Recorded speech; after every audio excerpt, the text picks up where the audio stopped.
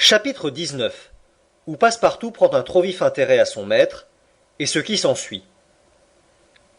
Hong Kong n'est qu'un îlot dont le traité de Nanking après la guerre de 1842 assura la possession à l'Angleterre. En quelques années, le génie colonisateur de la Grande-Bretagne y avait fondé une ville importante et créé un port, le port Victoria. Cette île est située à l'embouchure de la rivière de Canton, et 60 milles seulement la séparent de la cité portugaise de Macao bâtie sur l'autre rive. Hong Kong devait nécessairement vaincre Macao dans une lutte commerciale, et maintenant la plus grande partie du transit chinois s'opère par la ville anglaise. Des docks, des hôpitaux, des wharfs, des entrepôts, une cathédrale gothique, un government house, des rues macadamisées, tout ferait croire qu'une des cités commerçantes des comtés de Kent ou de Surrey, traversant le sphéroïde terrestre, est venue ressortir en ce point de la Chine presque à ses antipodes.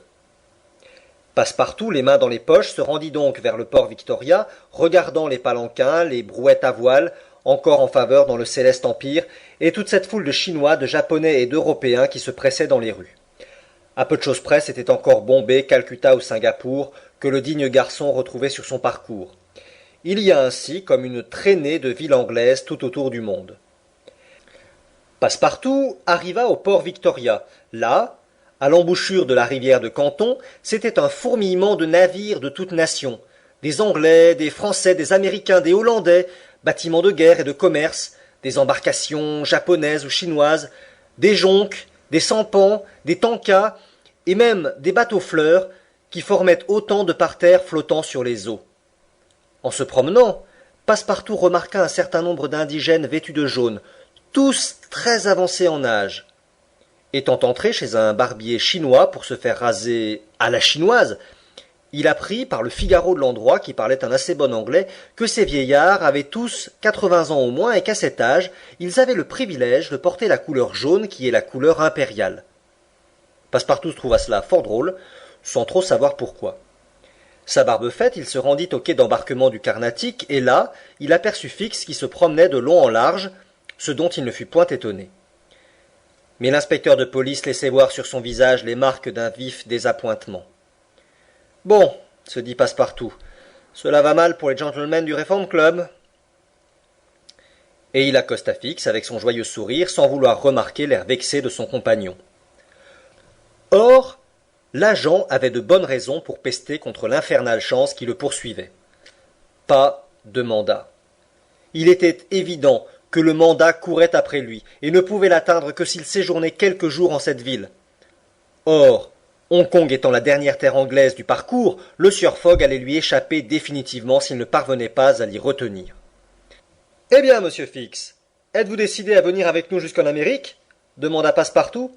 « Oui, » répondit Fix, les dents serrées. « Allons donc » s'écria Passepartout en faisant entendre un retentissant éclat de rire. « Je savais bien que vous ne pourriez pas vous séparer de nous. Venez retenir votre place. Venez » Et tous deux entrèrent au bureau des transports maritimes et arrêtèrent des cabines pour 4 personnes.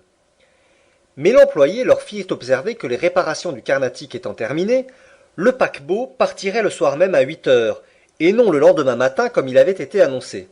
« Très bien, répondit Passepartout, cela arrangera mon maître, je vais le prévenir. » À ce moment, Fix prit un parti extrême. Il résolut de tout dire à Passepartout. C'était le seul moyen peut-être qu'il eût de retenir Phileas Fogg pendant quelques jours à Hong Kong. En quittant le bureau, Fix offrit à son compagnon de se rafraîchir dans une taverne. Passepartout avait le temps, il accepta l'invitation de Fix. Une taverne s'ouvrait sur le quai. Elle avait un aspect engageant. Tous deux y entrèrent. C'était une vaste salle bien décorée, au fond de laquelle s'étendait un lit de camp garni de coussins. Sur ce lit était rangé un certain nombre de dormeurs. Une trentaine de consommateurs occupaient dans la grande salle de petites tables en jonc tressé. Quelques-uns vidaient des pintes de bière anglaise, ale ou porter, d'autres des brocs de liqueur alcoolique, gin ou brandy. En outre, la plupart fumaient de longues pipes de terre rouge bourrées de petites boulettes d'opium mélangées d'essence de rose. Puis de temps en temps, quelques fumeurs énervés glissaient sous la table et les garçons de l'établissement, le prenant par les pieds et par la tête, le portaient sur le lit de camp près d'un confrère. Une vingtaine de ces ivrognes étaient ainsi rangés côte à côte dans le dernier degré d'abrutissement.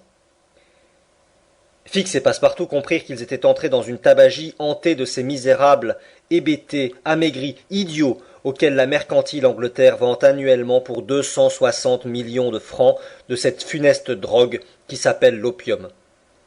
Triste million que cela, prélevé sur un des plus funestes vices de la nature humaine. Le gouvernement chinois a bien essayé de remédier à un tel abus par des lois sévères, mais en vain. De la classe riche, à laquelle l'usage de l'opium était d'abord formellement réservé, cet usage descendit jusqu'aux classes inférieures, et les ravages ne purent plus être arrêtés. On fume l'opium partout, et toujours dans l'empire du milieu.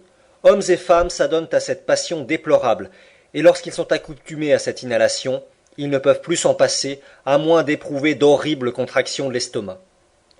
Un grand fumeur peut fumer jusqu'à 8 pipes par jour, mais il meurt en 5 ans.